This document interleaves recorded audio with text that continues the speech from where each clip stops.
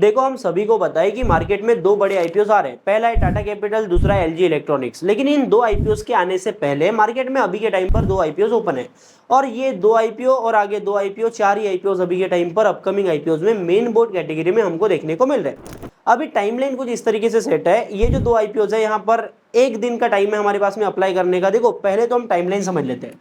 30 सितंबर को ये दोनों ही आईपीओ ओपन हुए हैं। आईपीओ के नाम की मैं बात करूं तो पहला आईपीओ है एडवांस एग्रो लाइफ और दूसरा आईपीओ है ओम फ्रेट फॉरवर्ड्स का। ठीक है, दोनों का ही बिजनेस समझेंगे, इशू समझेंगे, सारी चीजें हम समझने वाले हैं। देखो 30 सितंबर को ये ओपन हुए, जहां पर अपन 3 अक्टूबर तक अप्लाई कर सकते हैं। बाकी 6 अक्टूबर को इनका अलॉटमेंट का बेसिस क्लियर होगा और लिस्टिंग की डेट बताई जा रही है 8 अक्टूबर की। तो 3 अक्टूबर का जो डेट है, मतलब कल का दिन जो है, जिस दिन आप देख रहे हो शायद 3 अक्टूबर को ही देख रहे हो, तो 3 अक्टूबर को यहाँ पर अप्लाई करने की लास्ट डेट है।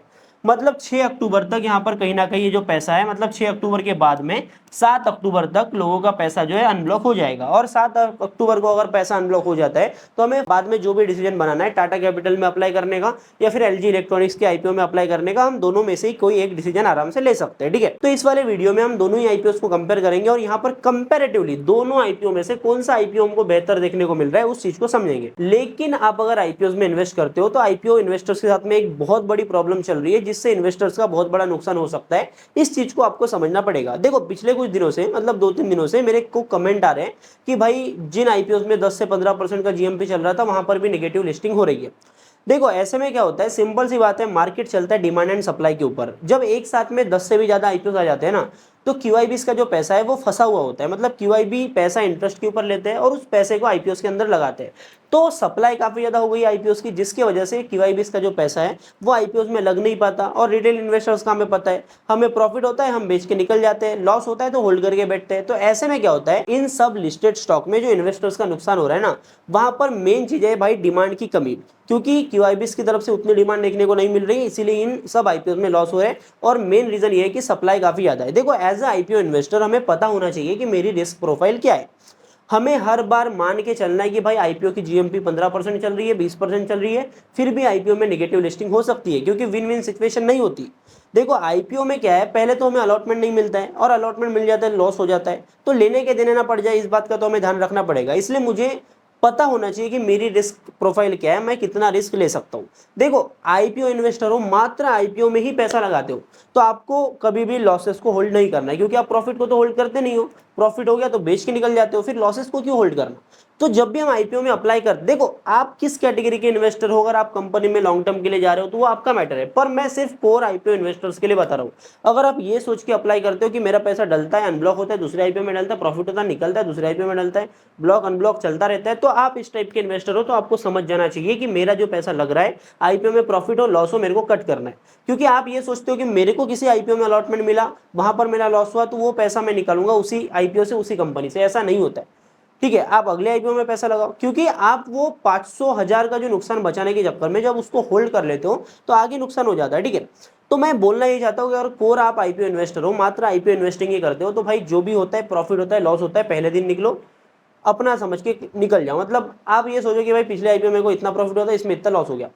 अब अगर आप इतना रिस्क नहीं ले सकते हो तो आप हर एक आईपीओ में अप्लाई मत करो। और इस वाले वीडियो में भी जो मैं एनालिसिस करने वाला हूँ, यहाँ पर भी कुछ शॉर्ट नहीं है, इस वाले आईपीओ में भी अप्लाई मत करना। अगर आपको लगता है कि टाटा कैपिटल में मेरे को प्रॉफिट हो सकता है, एलजी इलेक्ट्रॉनिक्स में प्रॉफिट हो सकता है, तो आप वहां पर थोड़ा सेफ्टी के साथ में जा सकते हो। और ये जो बड़ी कंपनीज होती है ना, यहाँ पर आप थोड़ा होल्ड भी करोगे तो कोई दिक्कत नहीं होगा। पर छोटी मोटी कंपनी जिनका सर का पता ना पैर का पता, ऐसी कंपनीज में अगर आप इन्वेस्टेड रहोगे तो आपके लिए ही प्रॉब्लम खड़ी हो सकती है। आई होप आपको ये चीज समझ चुकी होंगी। अभी हम आते हैं एनालिसिस के ऊपर। सिंपल सी बात है, 3 अक्टूबर की जो डेट है, यहाँ पर लास्ट दिन बताया जा रहा है आईपीओ में अप्लाई करने का। सबसे पहला अपना आईपीओ है एडवांस एग्रो लाइफ का। ठीक है, तो कंपनी के इशू साइज की बात करें तो लगभग 192 करोड़ रुपए का कंपनी का इशू साइज है।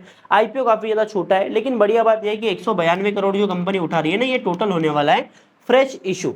ठीक है, अब ये पैसा कंपनी यूज कहां करेंगी वो समझ लेते हैं। 192 करोड़ में से 135 करोड़ रुपए कंपनी अपने वर्किंग कैपिटल को फंड करेंगी, और साथ में जो बचा हुआ पैसा है वो जनरल कॉर्पोरेट पर्पज में जाने वाला है। आगे अपन बढ़ते हैं। कंपनी ने आईपीओ का प्राइस बैंड रखा है 95 रुपीज से 100 रुपीज पर शेयर का। यहाँ पर हम जीएमपी की भी बात करेंगे, पर उससे पहले समझ लेते हैं कि एक्चुअल में कंपनी का बिजनेस क्या है। देखो 2002 की ये कंपनी है, एग्रो केमिकल्स के साथ में कंपनी फर्टिलाइजर्स भी बनाती है, 3 मैन्युफैक्चरिंग प्लांट्स हैं इनके, 3 मैन्युफैक्चरिंग फैसिलिटी से अपने प्रोडक्ट बनाते हैं, जहां पर राजस्थान में ही तीनों मैन्युफैक्चरिंग फैसिलिटीज देखने को मिल रही है। बाकी रिटेल इन्वेस्टर्स के लिए जो रिजर्व एप्लीकेशन की बात करें तो यहाँ पर 44,930 एप्लीकेशंस रिटेल इन्वेस्टर्स के लिए रिजर्व की गई थी। वहीं पर 2 दिन के सब्सक्रिप्शन की बात करें तो 47K मतलब 47,000 एप्लीकेशन अभी के टाइम पर ऑलरेडी इस आईपीओ में पड़ चुकी है। सब्सक्रिप्शन की बात करें तो 1.06x का यहाँ पर ओवर सब्सक्रिप्शन देखने को मिला है।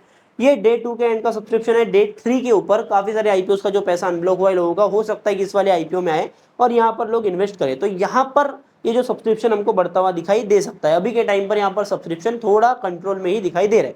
बाकी इसके जीएमपी की बात करें तो 15 रुपए पर शेयर का अभी के टाइम पर ग्रे मार्केट प्रीमियम चल रहा है, लेकिन ग्रे मार्केट प्रीमियम पर हमें उतना ज्यादा भरोसा नहीं करना है, ठीक है। 15% का यहाँ पर अभी के टाइम पर मार्केट में इसका जीएमपी ग्रे मार्केट प्रीमियम चल रहा है, ठीक है। आगे हम अपने दूसरे आईपीओ के ऊपर आते हैं। आईपीओ का नाम है ओम फ्रेट फॉरवर्ड्स, ठीक है। कंपनी के बिजनेस की बात करें तो मुंबई से ऑपरेट करते हैं, लॉजिस्टिक कंपनी है। आईपीओ के इशू साइज की बात करें तो 122 करोड़ का इनका इशू साइज है, जहां पर फ्रेश इशू और ऑफर फॉर सेल का ये कॉम्बिनेशन होने वाला है। 24 करोड़ रुपए का फ्रेश इशू कंपनी उठा रही है, 24 करोड़ रुपए कंपनी मार्केट से उठा रही है। वहीं पर 98 करोड़ रुपए का कंपनी कर रही है ओएफएस, ऑफर फॉर सेल। 27,000 लोगों के लिए रिटेल कोटा में रिजर्व एप्लीकेशन रखी गई थी, जहां पर 2 दिनों में 46K मतलब 46,000 लोगों ने इस वाले आईपीओ में अप्लाई किया है। ओवर सब्सक्रिप्शन की बात करें तो 1.71x का यहाँ पर ओवर सब्सक्रिप्शन देखने को मिल रहा है। मतलब हम एडवांस एग्रो लाइफ के साथ में कंपेयर करें तो यहाँ पर सब्सक्रिप्शन ज्यादा पड़ा है, क्योंकि यहाँ पर रिजर्व एप्लीकेशन जो है कम रखी गई है, मतलब इशू साइज भी आईपीओ का छोटा है, ठीक है। वहीं पर प्राइस बैंड की बात करें तो कंपनी ने आईपीओ का प्राइस बैंड रखा है 128 रुपए पर शेयर से 135 रुपए पर शेयर का, जहां पर शेयर के हिसाब से इनका जीएमपी चल रहा है मात्र 7 रुपए का। 5% का यहाँ पर ग्रे मार्केट प्रीमियम देखने को मिल रहा है। इस वाले आईपीओ में ओएफएस भी बढ़ा है, साथ में जीएमपी भी कम है, तो यहाँ पर थोड़ा रिस्क जो है, कंपैरेटिव रिस्क जो है काफी ज्यादा बढ़ जाता है। वैसे तो एडवांस एग्रो लाइफ के आईपीओ में भी यहाँ पर रिस्क है, क्योंकि 15% के जीएमपी के ऊपर भी भरोसा करता नहीं आता। पर जब भी मैं एनालिसिस करता हूँ ना, तो कंपेरेटिव बेसिस पर एनालिसिस करता हूँ, तो कंपेरिजन वाइज जो आईपीओ बेटर देखने को मिलता है, अलॉटमेंट वाइज, जीएमपी वाइज, मैं उसको रैंक करता हूँ। लेकिन आपको ये समझना पड़ेगा, पिछला जो वीडियो बनाया था ना, 3 आईपीओ को कंपेयर किया था, मैंने वहां पर स्ट्रेट फॉरवर्ड बोला था कि भाई मैं तीनों ही आईपीओ में अप्लाई नहीं कर रहा हूं, और जनरली मैं सभी आईपीओ में अप्लाई नहीं करता हूं।